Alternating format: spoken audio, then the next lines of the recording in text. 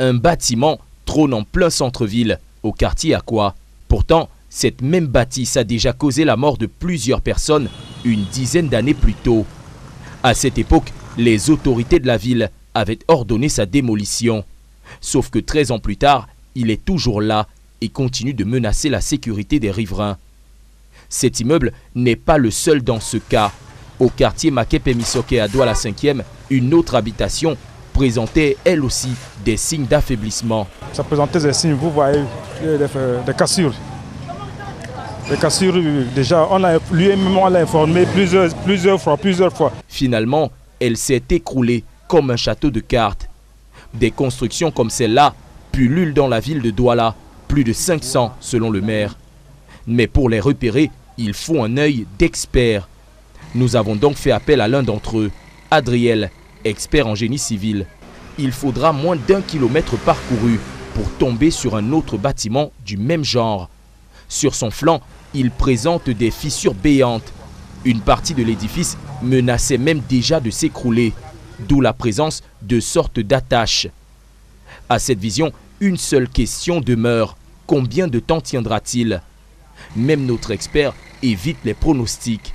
Plus loin, au quartier Cité des Palmiers, une autre habitation. Mais pour en déceler les failles, il faut regarder plus bas. Les piliers de soutènement portent déjà des marques de désagrégation qui peuvent s'expliquer, selon notre expert, de plusieurs façons. La qualité du béton n'est pas bonne. La qualité du béton et la qualité du sable. Donc, tous les éléments qui constituent le béton, il y a le sable, le gravier et le ciment. La qualité du sable peut ne pas être bonne, la qualité du gravier aussi.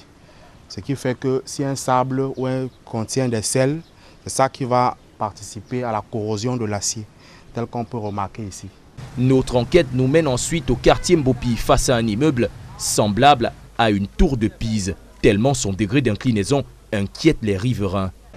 Je dis c'est inquiétant puisque à l'œil nu, on n'a pas besoin même d'être un géomètre. À l'œil nu, nous savons qu'un immeuble doit être bien droit et à côté nous avons une église de réveil.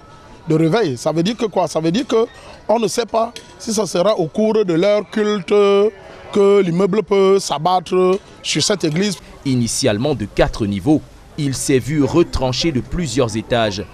Oui, on doit s'en inquiéter, puisque nous avons fait des études, l'expertise de ce bâtiment. On avait donc dégagé les causes de l'inclinaison. Et puis la première recommandation donnée était de décharger au moins 3 niveaux.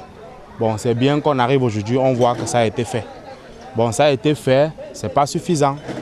Le dénominateur commun de tous ces bâtiments, le fait d'avoir reçu au moins une fois la visite d'un expert ou d'un agent de la mairie qui avait conclu à cette époque à un risque potentiel. Pourtant, aucune mesure n'a jamais été prise et ces bâtisses de la mort trônent toujours comme une épée de Damoclès au-dessus de la tête des habitants.